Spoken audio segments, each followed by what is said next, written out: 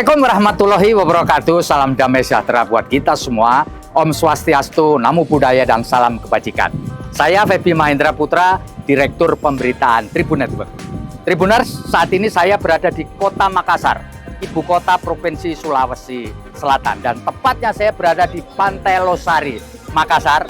Mengapa saya berada di sini? Saya berada di atas kapal pinisi dari kayu, kapal khas di daerah ini. Dan saya akan ngobrol dengan Wali Kota Makassar, Bapak Muhammad Ramdan Pomanto, atau akrab dipanggil Pak Dani Pomanto.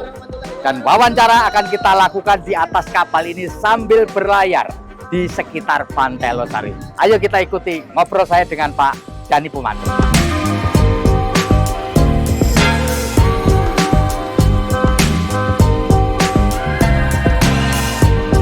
Tribuners, kita telah bersama dengan Pak Dani Pomanto, dan asiknya wawancara kita kali ini adalah di atas kapal pinisi seperti di dalam apa yang sudah saya katakan sebelumnya. Assalamualaikum Pak Dani. Waalaikumsalam Pak Feby. Pak Dani, sebelum kita ngobrol yang berat-berat, Bapak jelaskan dulu ini tempat apa Pak? Jadi memang kebetulan pantai ini saya ngedesain dan kawasan reklamasi ini, itu juga desain saya. Kawasan ini adalah mulai desain dari tata ruangnya sampai dengan konstruksinya, termasuk masjid-masjid yang kecil ini, yang besar itu Kang Emil yang desain. Ya, karena Bapak arsitek ya Pak ya. Ya, jadi kami arsitek. Nggak susah ngerancang ini ya. Jadi memang rancangan teluk ini tidak lain, memang kita isi dengan kapal-kapal pinisi yang menjadi tradisional boat yang melegenda di dunia, yang menjadi bagian daripada treasury kekayaan budaya kita yang sudah diakui oleh UNESCO. Nah, di sini juga ada namanya Tugu Menek, ya. Jadi banyak sekali di sini. Di sini ada patung Syekh Yusuf, banyak sekali. Inilah kawasan yang menjadi downtown Kota Makassar. Oh, jadi dan ini memang dirancang supaya menjadi destination wisata. Wisata gitu, seperti pinisi ini. Ya. Pak Dani, beberapa waktu yang lalu tanggal 10 sampai 14 Juli, kebetulan Kota Makassar menjadi lokasi Rakernas ke-16 Asosiasi Pemerintah Kota seluruh Indonesia. Dan luar biasa. Apa yang membanggakan dari acara itu Pak Dani? Jadi yang pertama adalah tentunya saya berterima kasih kepada semua kota-kota Indonesia mempercayakan Makassar menjadi tuan rumah. Tuan rumah kali ini memang cukup bersejarah karena di tahun ini ada sekitar 50 wali kota akan pensiun. 50 ya Pak ya? Dan tahun depan itu ada sekitar 34 wali kota pensiun. Itu artinya tahun depan hanya 9 wali kota yang dipilih rakyat. Yang lain PJ semua. Kebetulan termasuk kami dari 9 itu. Nah, sehingga Rakernas kali ini adalah farewell. Jadi gitu ya sebuah Pak ya? Momen perpisahan yang tentunya bukan hanya sekadar kenangan ataupun apa, tapi kita mencoba mengambil manfaat dari para wali kota yang sudah 10 tahun, aspirasi, inspirasi, masalah, kita coba kompilasi yang kemudian kita bawa di dalam proses politik pada fase-fase rotasi kepemimpinan ke depan. Kami usahakan memang well organized sesempurna mungkin, dan alhamdulillah dalam semua statistik mulai dari kepesertaan dalam berbagai event ini lah yang paling tinggi partisipasi kota-kota yang datang. Pak, ini kebetulan waktu Rakernas Apeksi yang ada di Makassar ini beda dengan Rakernas sebelumnya. Menghadirkan 3 baca pres. Pak Dani bisa cerita nggak ini gimana ini ceritanya bisa begini nih? Ya, kerja-kerja ini semuanya kerja-kerja Peksi. Kang Bima dan kawan-kawan, walaupun memang kami dengan Kang Bima berdua itu merencanakan sejak tahun lalu. Oh gitu ya? Sejak tahun lalu. Kami berusaha untuk konsep ini bisa menjadi bahagian yang diterima oleh para tokoh-tokoh bangsa. Dan akhirnya dari cerita tadi bahwa ini ada farewell, ada pengalaman para wali kota yang sayang kalau tidak dijadikan aspirasi dan visi daripada calon-calon pemimpin kita, itu sangat mubazir sekali kalau tidak, karena ini 10 tahun bukan perjalanan mudah. Dan selamat di pekerjaan juga bukan pekerjaan yang mudah. Di Indonesia ini selamat menjabat itu suatu anugerah yang paling besar. Karena banyak teman-teman yang tidak selamat. Iya betul, banyak yang tidak selamat.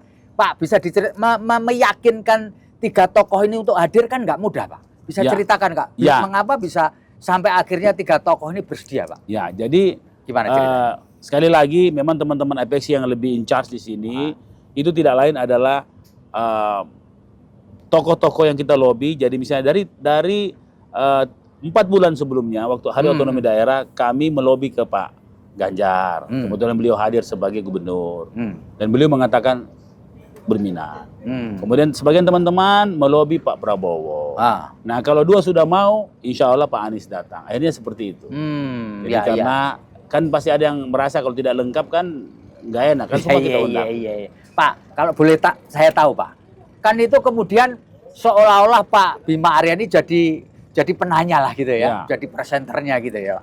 Yang mengkonstruksikan pertanyaan-pertanyaan kepada 3 baca pres kita ini siapa, Pak? Iya, jadi Kang Bima dikonsultasi dengan kami. Kita kurasi dulu. Oh iya. Masalah-masalah Kandina. Makanya kami sepakat yang bicara adalah 6 komil. Jadi komite wilayah itu yang bicara. Nah, masing-masing punya 1-2 pertanyaan. Oh gitu. Nah, kami kurasi supaya pertanyaan tidak berulang. Kemudian kami bagi. Kami bagi. Nah, khusus pertanyaan-pertanyaan umum kami berdua di panggung yang bertanya. Khusus pertanyaan yang sudah kita bicarakan sepakati itu dikurasi, dianukan ke wali kota yang menjadi komwil. Pak, sebelumnya apakah kisi-kisi itu disampaikan kepada 3 baca pres itu, Pak? Tidak. Oh, tidak. Kami cuma sampaikan suasana saja. Suasana seperti begini. Ada pertanyaan kunci, 1 pertanyaan tentang capres yang lain.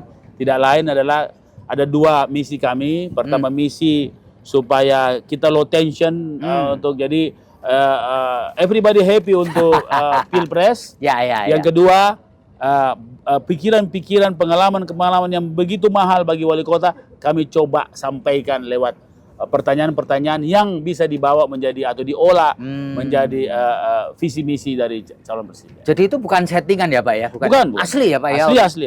Ya. Pak, setelah mendengarkan mereka menyampaikan tanya jawab gitu, apa yang Bapak rasakan dari suasana yang muncul itu, Pak? Semua 3 baca pres ini adalah 3 sosok tokoh bangsa yang memang angle-nya beda-beda. Jadi ada angle akademisi, dengan tentunya akademisi kan selalu dengan dasar-dasar bertindak yang cukup panjang. Nah, ada dengan praktisi yang lahir dari orang biasa, kemudian dengan banyak persoalan, lebih polos, lebih menyampaikan, lebih terbuka. Ada sosok yang memang powerful. Bagaimana persaingan antar bangsa menjadi bahagian yang kita harus kita kuat. Harus kita kuat. Jadi sangat menarik. Sebenarnya 3 ini kalau dikumpulkan inilah yang dibutuhkan oleh bangsa dan negara. Pak Dhani, sebagai tuan rumah Rakernas ke-16 Apeksi itu yang bisa diambil manfaat dari kota ini dan pemerintah Kota Makassar apa, Pak? Jadi kalau kita melihat Apeksi dan beberapa acara-acara sebelumnya, ini ibarat buah dalam sebuah pohon. Jadi sistem yang kami bangun selama 2 periode ini ternyata sudah menghasilkan sebuah nilai peran bahwa Makassar itu sudah mampu menjadi peran kota dunia, mampu menjadi peran-peran nasional. Biasanya peran-peran itu diambil oleh Bali dan Jakarta. Sekarang ke sini gitu ya? Sekarang di Makassar. Nah, kemudian peran-peran diplomasi sebelum waktu menaik juga secara mendunia juga Makassar sangat layak dan sudah membuktikan kemarin. Berarti sama dengan visi misi kami menjadikan Makassar kota dunia yang nyaman untuk semua. Nah, kemudian yang paling menarik adalah semua talent yang ikut di dalam setiap acara yang detail 100% Makassar. Gitu ya, Pak ya?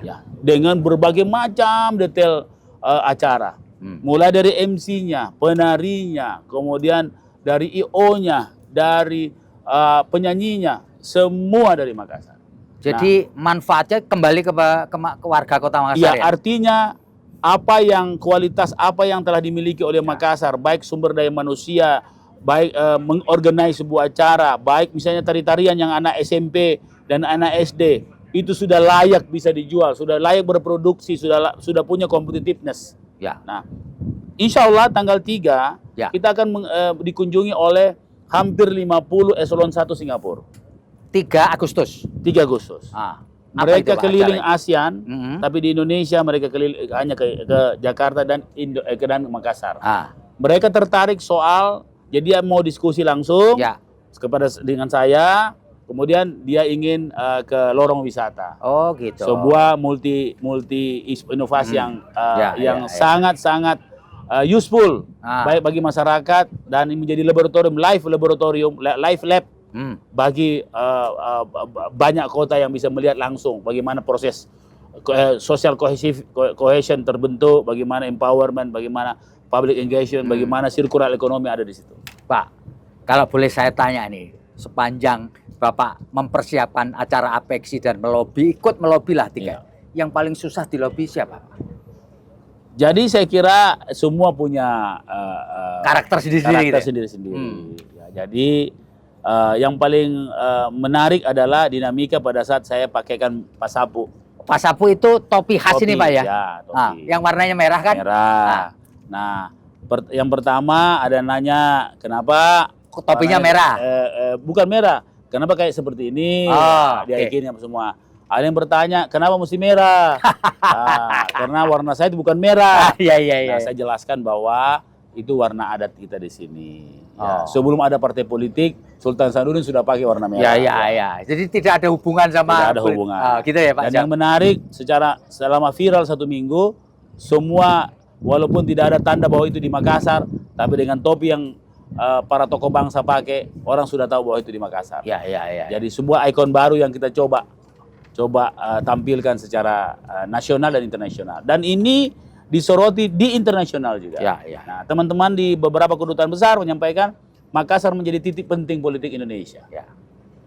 Pak, Pak Prabowo protes nggak ketika diminta oleh Bapak untuk pakai topi warna merah ini, Pak? Beliau langsung dengan cukup kritis mengatakan, kenapa warnanya bersih ini? Ah, ya.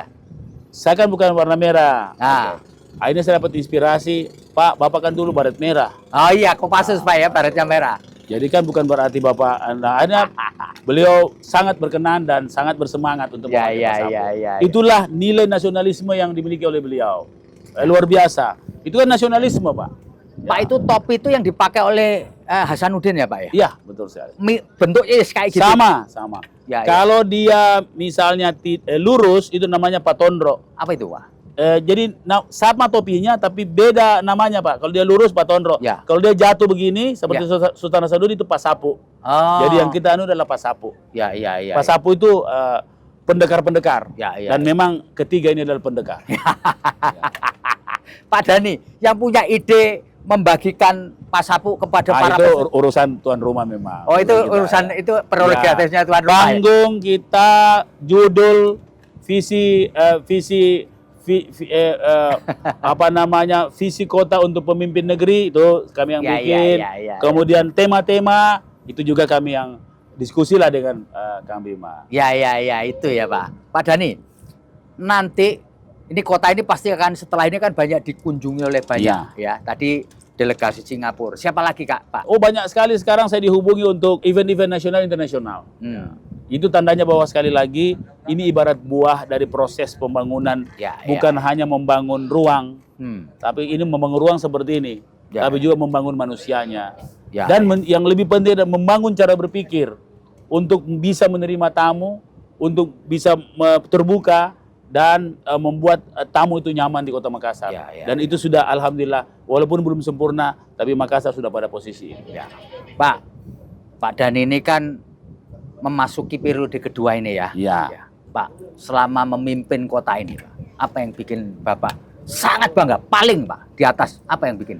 Saya kira ada perubahan dan semangat masyarakat. Gitu ya? Jadi kalau bapak-bapak masuk di lorong, maka begitu ditanya tentang lorongnya, semua masyarakat bisa menjelaskan dari ujung sampai ujung. Lorong itu maksudnya gang, ya? Gang. Oke.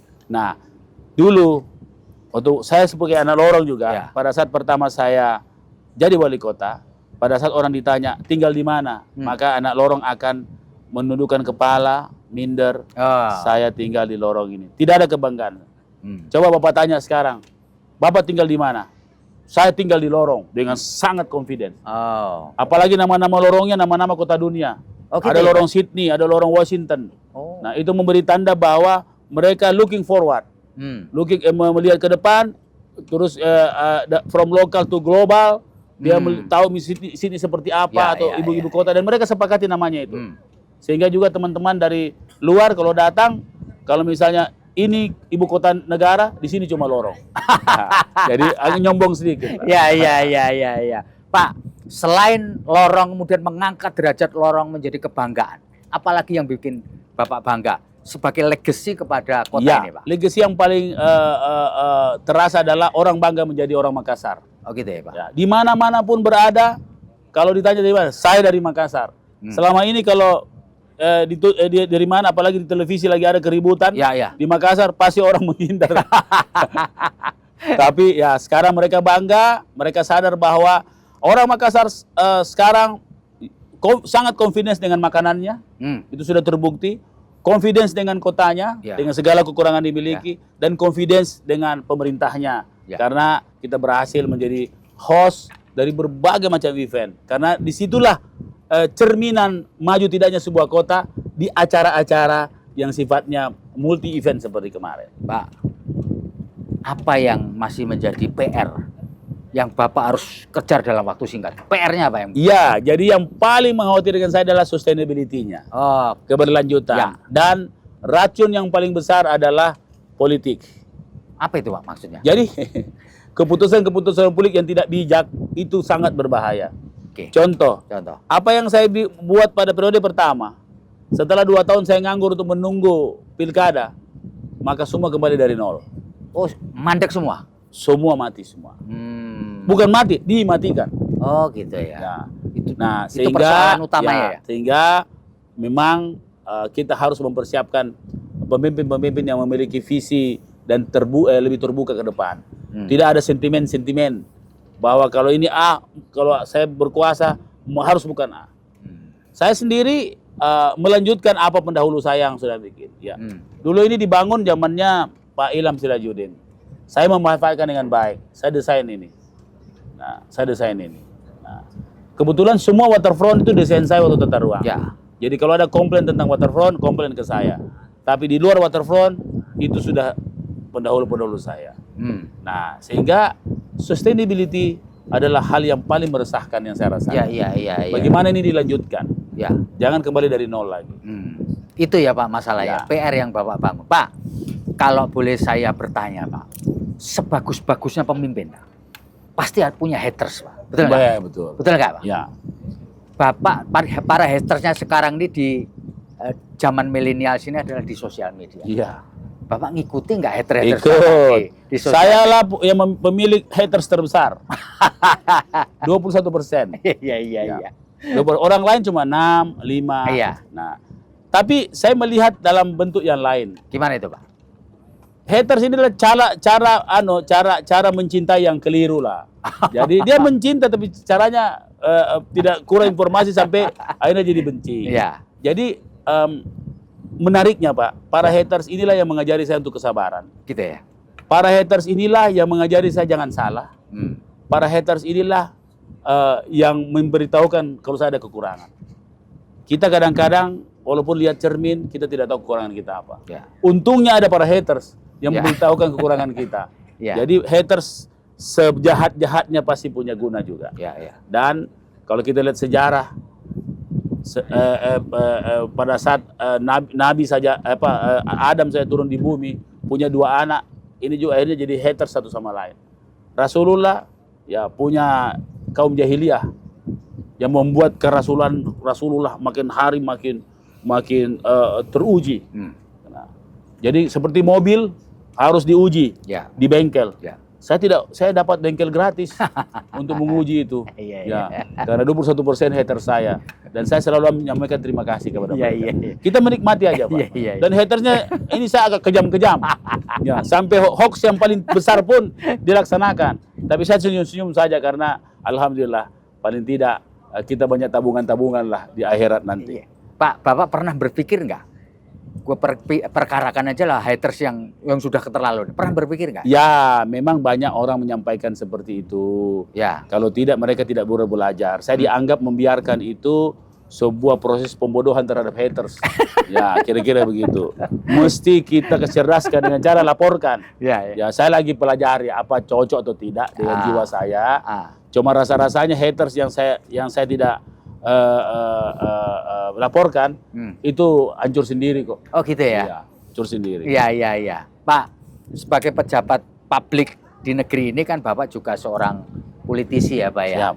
Bapak mengikuti nggak perkembangan, kan tahun 2023 ini tahun politik karena tahun depan ada pilpres, ada pileg Pak. Ya. Bapak ngikuti nggak perkembangan? Ikuti.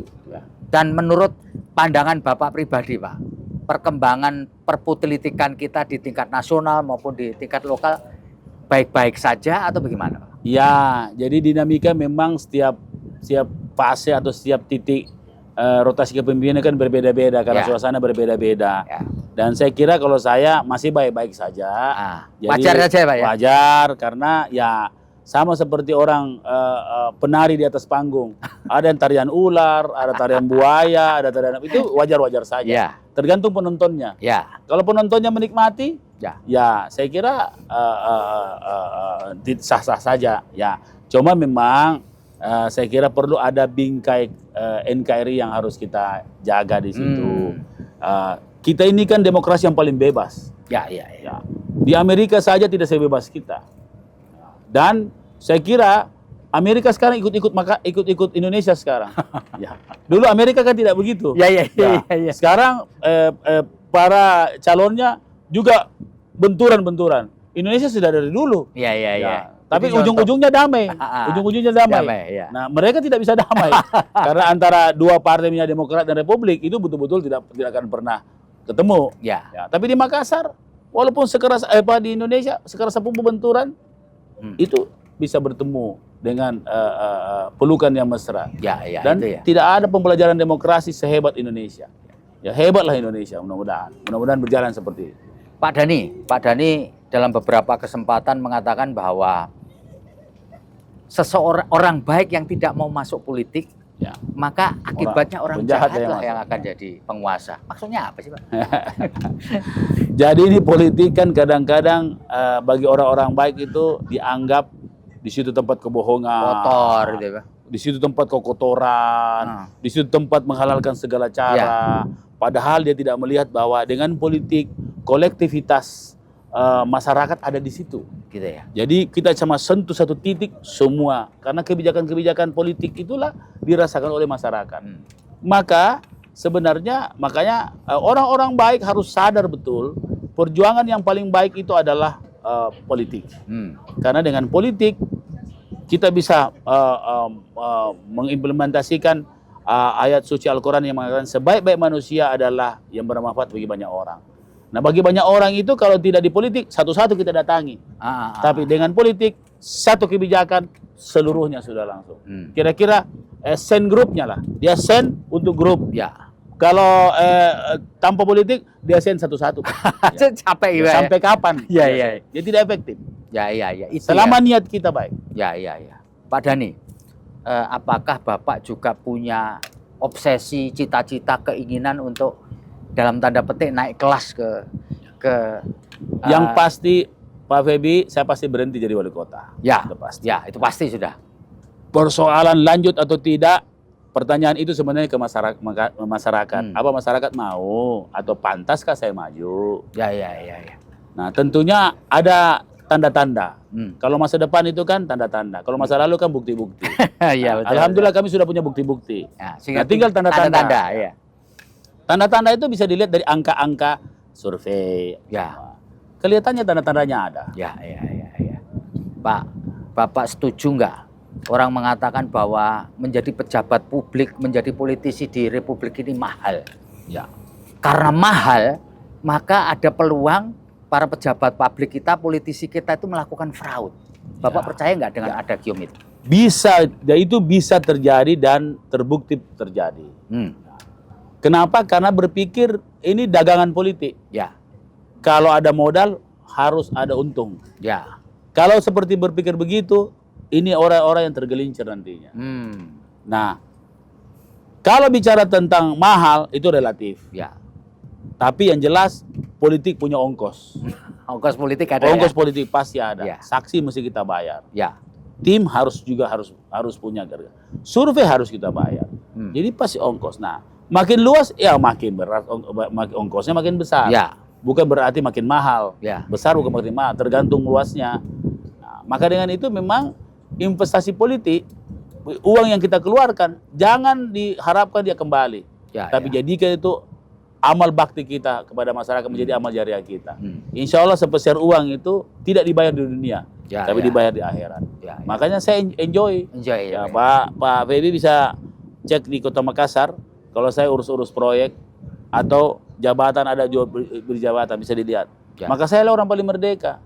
Mau kasih berhenti orang besok, tidak ada urusan. Ya karena Bapak punya profesi Tidak ada. arsitek, jadi menerima klien pun bisa kan masih? Ya, makanya kami sekarang jadi klien untuk diri sendiri, bikin kebun-kebun saya sendiri kita bikin. Karena Iya.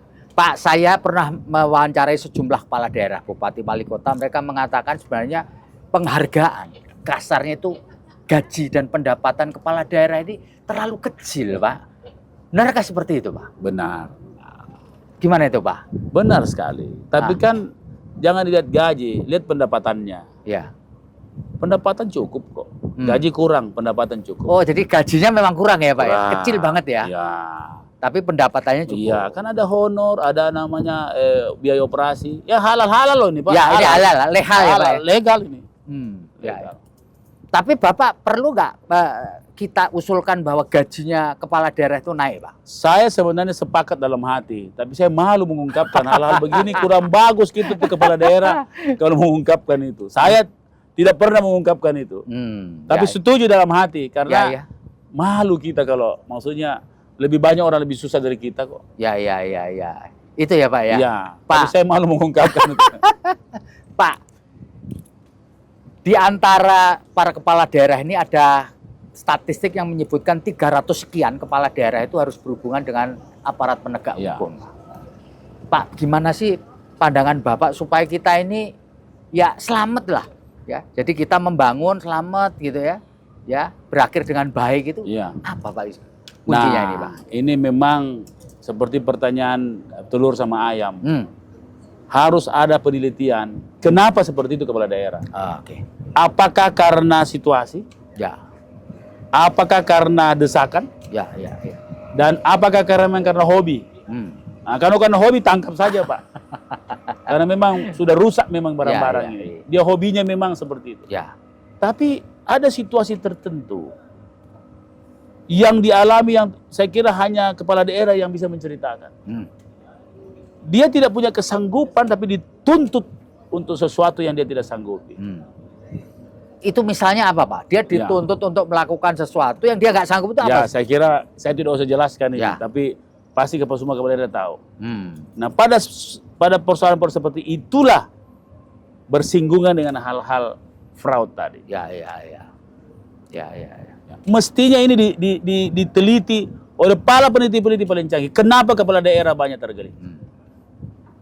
Tapi saya tidak yakin kepala daerah yang tergelincir itu semua jahat. Ya. Tidak yakin. Ya, nggak yakin ya, Pak ya. Semua, Pak ya. Belum tentu ya. Belum tentu. Itu, Pak. Ya. Tapi kami tidak bisa menceritakan secara publik. Tapi Pak, perlu diteliti. Ya, itu ya. Kata kuncinya perlu diteliti itu ya, Pak ya. Pak, Perlu kita diteliti. balik ke situasi kita ini, Pak. Pak, kira-kira dengan situasi yang kita ini lagi melihat matahari tenggelam ini, apa yang bisa dijual dari pantai ini, Pak?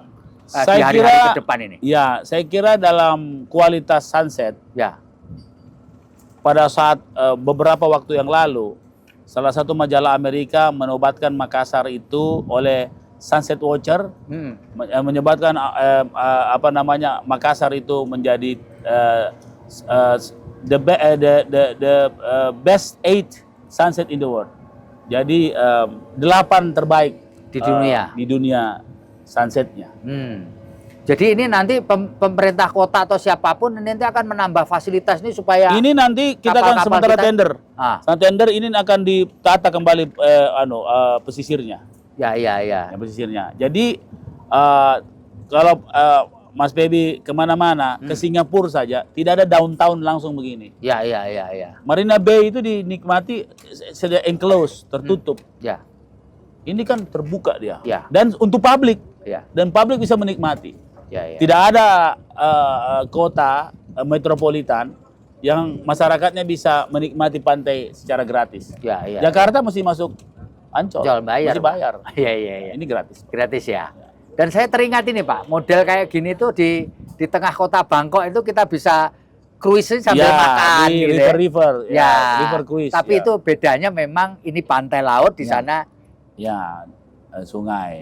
Jadi orang bisa, dan menurut saya bagus loh Pak untuk pemasukan karena kan turis makan di situ satu kloter. Ini kan bisa juga kan ya Pak dilakukan di sini sambil keliling-keliling pantai, ada kapalnya agak gede, ada restoran terapung gitu kan Pak ya. Ya. Pak, saya mohon Bapak menyampaikan closing statement mengenai Kota Makassar ini ya.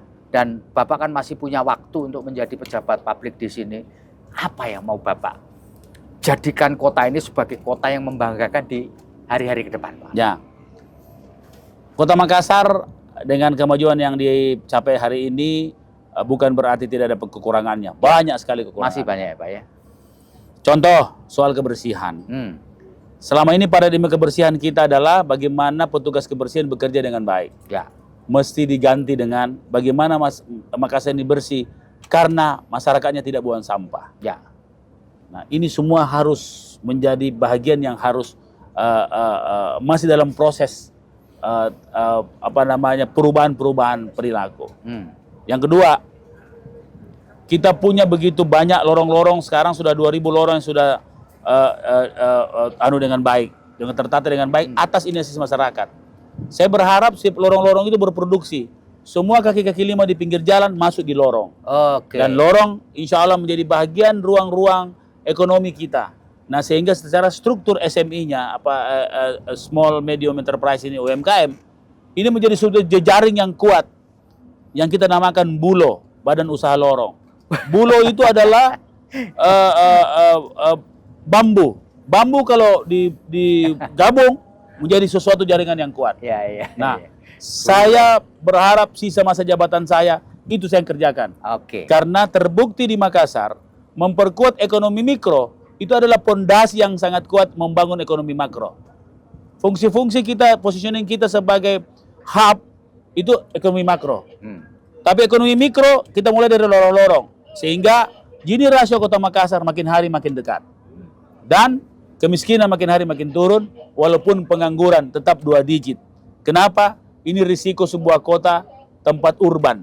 Tidak bisa melarang orang-orang dengan masalah dengan pekerjaannya datang ke Makassar.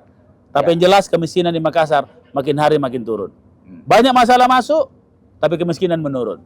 Artinya kerja-kerja kita semua menjadi kerja-kerja yang tersistem untuk membangun kota ini yang resilient. Kuncinya, mari menuju Makassar yang berdaya tahan atau resilient.